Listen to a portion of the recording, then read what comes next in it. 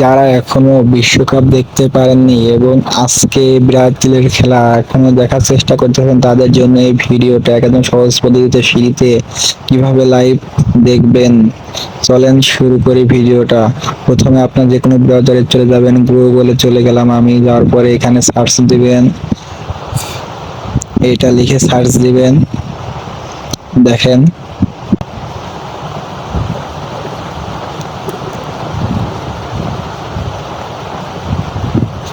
এটা কিন্তু ক্রোমে যেয়ে সার্চ দিবেন।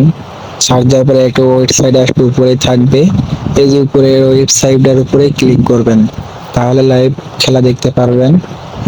এরপরে নিচে কর্নারে দেখতে পাচ্ছেন একটা অপশন আছে, এখানে ক্লিক করবেন।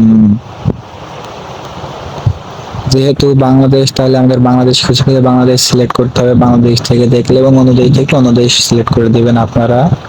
আমি বাংলাদেশ থেকে বাংলাদেশ সিলেক্ট করলাম। এখানে অনেকগুলো টিভি চলে এসেছে।